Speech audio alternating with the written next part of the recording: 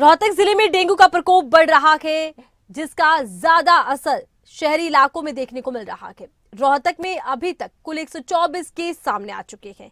इसी को लेकर खबरें अभी तक पर civil surgeon doctor Ramesh Kumar Arya ने डेंगू पर विस्तार से जानकारी दी। देखिए, डेंगू के केसेस सामने आने लगे हैं। बात चाहे रोहतक की कर लीजिए, चाहे महेंद्रगढ़ की या गुड़गांव की, हर जगह से खबरें आ रही हैं कि डेंगू एक बार फिर से लौट रहा है। फिलहाल हम लोग रोहतक में मौजूद हैं।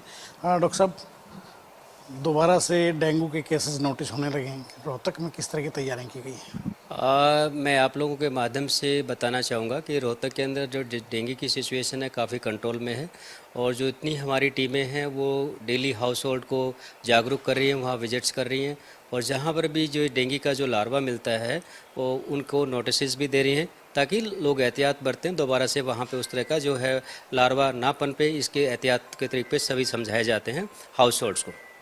रोहतक में अब तक कितने केसेस नोटिस में आए हैं और उस तरह कितने लोगों को हॉस्पिटलाइज कराने की जरूरत पड़ी है? देखो, अभी तक आप लोगों के माध्यम से मैं बताना चाहूँगा, अभी तक जो हमारे पूरे ज़िले के अंदर केस अभी तक जो रिपोर्ट किए हैं 124 केस रिपोर्ट किए हैं, और डेली हम इसको मॉनिटर कर रहे हैं, और ज़्यादा से ज़्यादा जितने भी फीवर के केसेज हैं इनके टेस्ट कराए जा रहे हैं। और जो इसका कन्फर्मेटरी टेस्ट है वो जो हमारी लैब्स हैं, जो जिला अस्पताल के अंदर लैब है, हमारी पीजीआई के अंदर लैब है, और कुछ प्राइवेट लैब भी हमने अधिकृत की हैं। इन सब के अंदर जो एलाइजा, जो इसका कन्फर्मेटरी NS1 एंटीजन है, वो टेस्ट किया जाता है।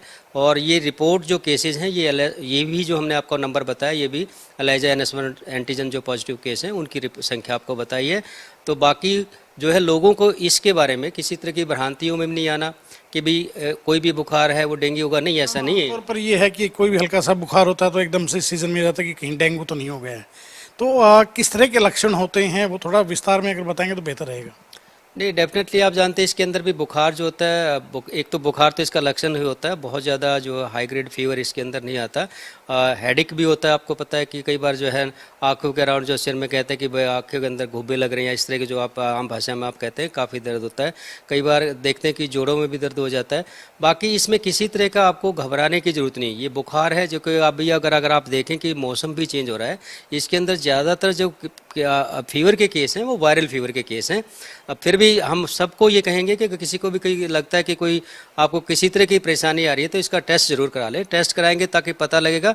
और इसमें खासकर जो है डेंगू को जो लेके जो हमारा जो दो ही तरह के जो खतरनाक होते हैं, एक तो हम डेंगू हेमरेजिक फीवर बोलते हैं, दूसरा डेंगू है शॉक जो है उस फीवर है। तो उन केसेस में हम लोगों को जो है अपने घर पे कोई इलाज नहीं करना, उसमें तुरंत जो नियरेस्ट जो हॉस्पिटल चाहे सरकारी हमारा है या प्राइवेट, उसमें आकर आप विशेषज्ञ की जो सुपरविजन में अपना इलाज कराएं।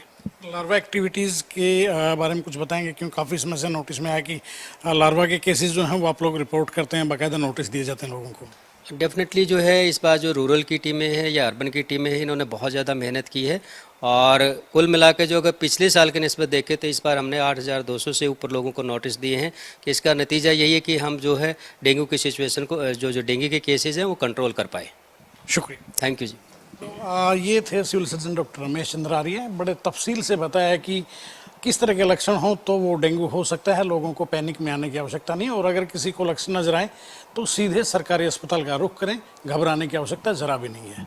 वीडियो जर्नलिस्ट कमलजीत के साथ देवेंद्र दांगी, रोहतक।